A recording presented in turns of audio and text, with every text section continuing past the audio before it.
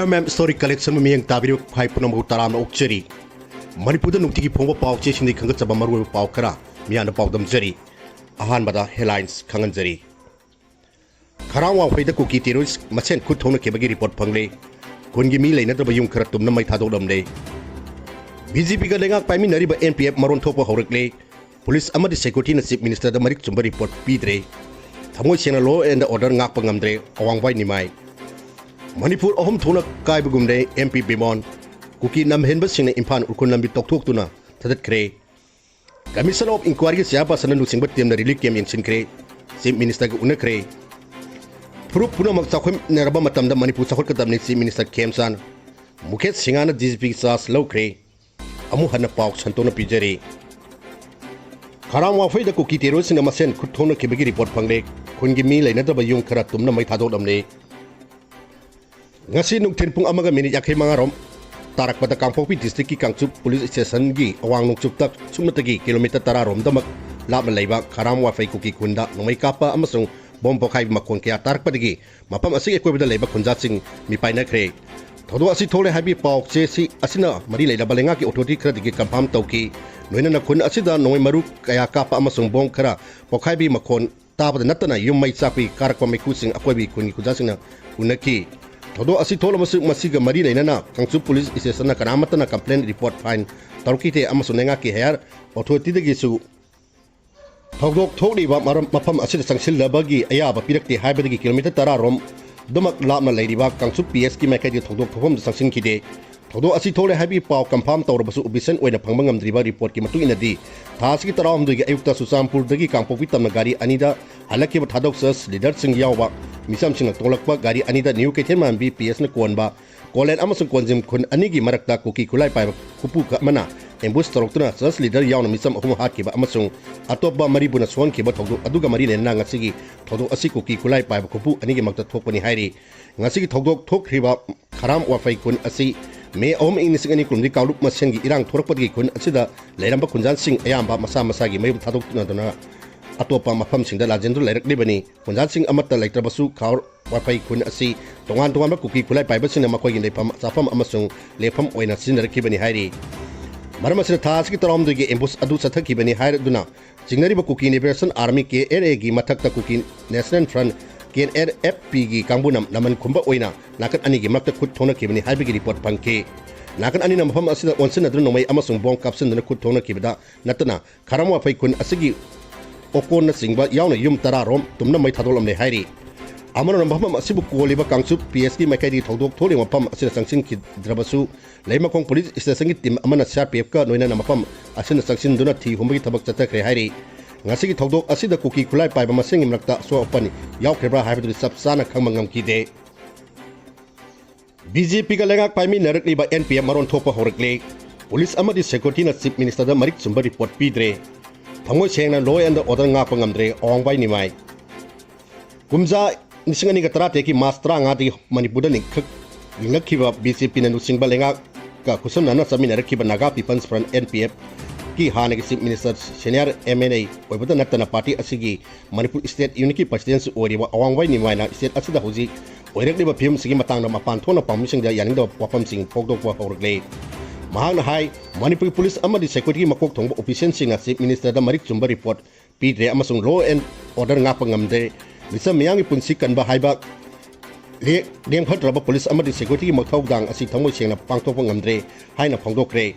ngasi nangon tarungda leiba NPS ki office ta pangthok pa pawgi mifam da mahana wapam asi phawdon dra makhata na hai ngarang FCI gi cheng puduna ifan digi ukun tamna lak chatpa gari da TM ka song khun dat nongwaina kaptuna Nitish Kumar ko driver ama laikidaba amasung police constable ama sokiba thawdo adu NPM na kan mamong na kandem tawi asinguma minusi khangdaba kari sumara na jadaba sing hatke khanba asi miyoi khudimang su kandem topam thoi amarom da tha asigi kunipan da chief minister YKM sana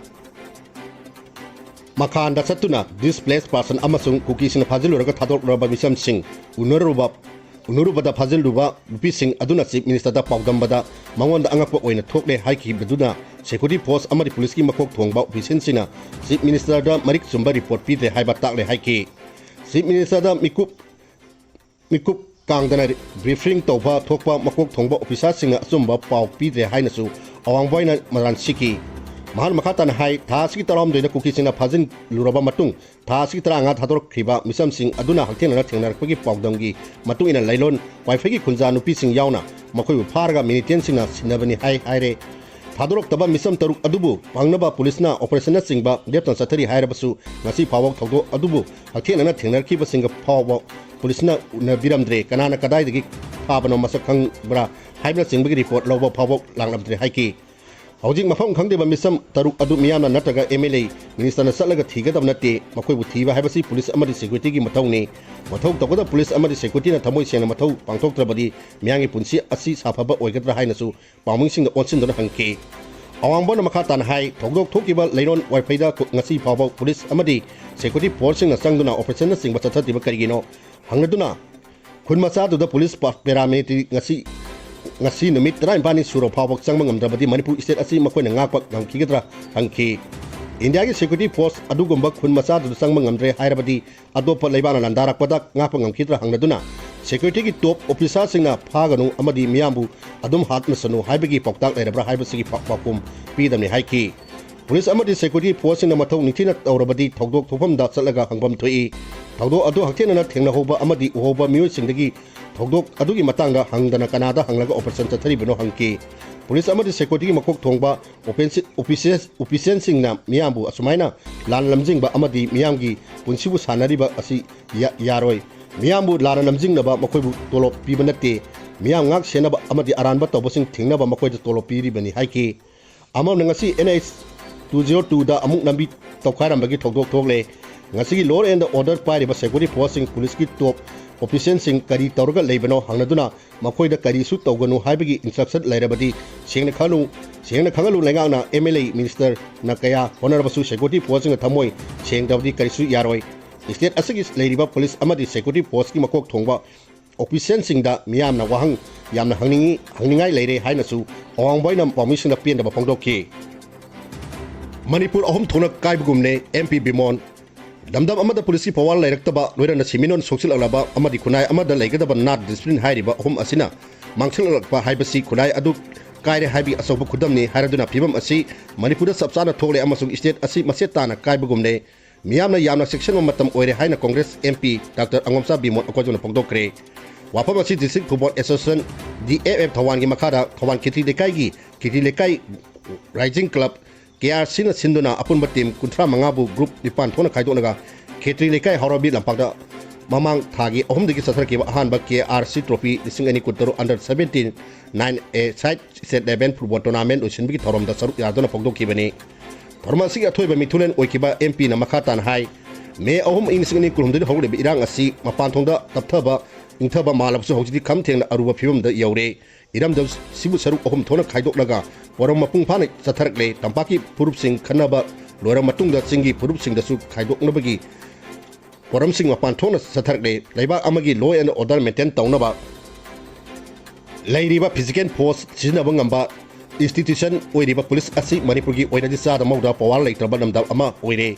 sing the central force yawdo lengak chalaiba ngamdaba state oire matam amada home minister na sing ngak lage chief minister na tampak ngau haibado hojik sapsana thokle maram asana manipur police haiba institution asi thugarak liba asina tak ibadi manipur thugaiba horpagi asoba khudamni amal na leba amagi seminon thugaiba haiba sisu leba amma thugaiba asoba masakni colonial gi matam dasu adumak chathagi masimak hojik ta sengna thokle manipur gi seminon khap thengna sokle noina kunai ama leibadi khaidagi maru oiribadi discipline not asi kham thengna phibam soksinkhre angam athauda karamna ngangani ahan laman amadi mathak thongba singda karamba tawgalon sinagani haiba kunai amada tangai phadan leigdaba nat adu mangkhre akan aring singba thaksika sit leitabagi sanabina wangkhalak liba asina taklibadi kunai asi kairapagi asoba khudamni punamak asi thengna basu thengna ekoi na chumthoknaba honagadabani mai leiduna senba chumloi sana khonabada yauriba solitary amadi discipline haiba maru oiba principal ani asi ekoina yokatpa amasung khangma matam oire apunbugi ningjen sagatpa amadi thogolon khangna satpa kunai ama sengkatuna iramdamu kannamba honaba tangai phai haiki kuki lam henmat singna impan urkhun lambi tokthok thadakhre ngarang numi mamangda impan urkhun lambi paringi lengang sing amasung TM ka songkhun anigi marakta FCI gi chengpuba West Bengal truck driver ama nomai kaptuna hatkiba amasung nomai kapsalaktu leitan PS ki constable ama son khaba matung kuki lamhem sina leitan PS na kolewa mahadeva amadi sepu kuki kun ani gi marakta leiba sangkai kuki kun mayada escalator season duna impan ukun lambi gi mayada tubat toktholaga highway paring asi thadokhre paukse asina phangba paugi matuina escalator season duna bi tokhai duna thadabgi thabak asi ngarang numidang amasung ngasi ayuki nona ba ahingda sathar mani hairi highway paring asi tokthokna thadak khibana maram oirdo nambi paring asi sathok sin torokliba mi punama khudong chada mayok dhale